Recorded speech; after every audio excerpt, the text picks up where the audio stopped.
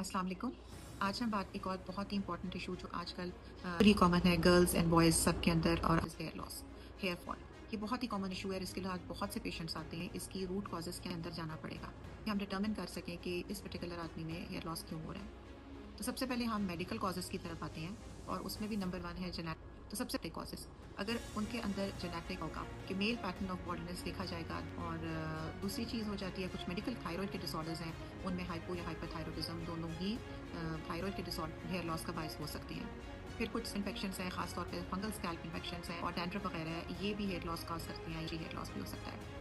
इसके अलावा हेयर्स हो सकता है कुछ ऑटोइम्यून डिसऑर्डर्स की वजह से, जैसे एलोपेशिया एरिएटा है जिसमें भी पैची हेयर लॉस होता है। जैसे इसके अलावा कुछ कॉजेज़ हैं हार्मोनल रिलेटेड। इसमें एक तो आ जाता है ख़वातीन में पॉलीसिस्टिक ओवेरियन सिंड्रोम के फॉर्म में, जिसमें देखा गया है फेशियल हेयर तो इंक्रीज़ होते हैं लेकिन सर के बाल जो हैं वो गिरने लग जाते हैं और थिन।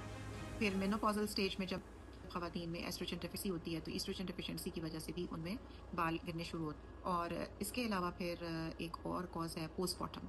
जब ख़वातीन पोस्ट डिलीवरी फेज़ में होती हैं तो उस वक़्त भी ये हेयर थिनिंग उनमें पोस्ट डिलीवरी फेज़ की गई है। फिर और चीज़ों में हम जब देखते हैं तो हमारी की गई है मेरी हेयर स्टाइलिंग हैबिट्स जो है ना, वो बहुत कॉमन पार्ट प्ले कर रही हैं, जिसमें मेरी hair styling habits, hair dryers का यूज़ है, हेयर केमिकल्स का यूज़ है और बेतहाशा किस्म के है और ये सारी चीज़ें हैं। ये सारी चीज़ें हमारे हेयर फॉलिकल्स को बहुत ज़्यादा डैमेज कर रहे हैं और ये भी एक है और ये कॉज है हेयर थिनिंग का।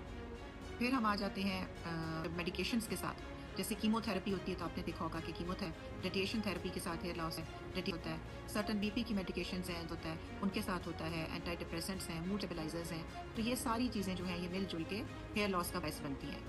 इसके अलावा हैं कुछ लाइफ रिलेटेड फैक्टर्स जो कि आपके बालों की थिनिंग, लेकिन उसके बारे में हम बात करेंगे अगली वीडियो में।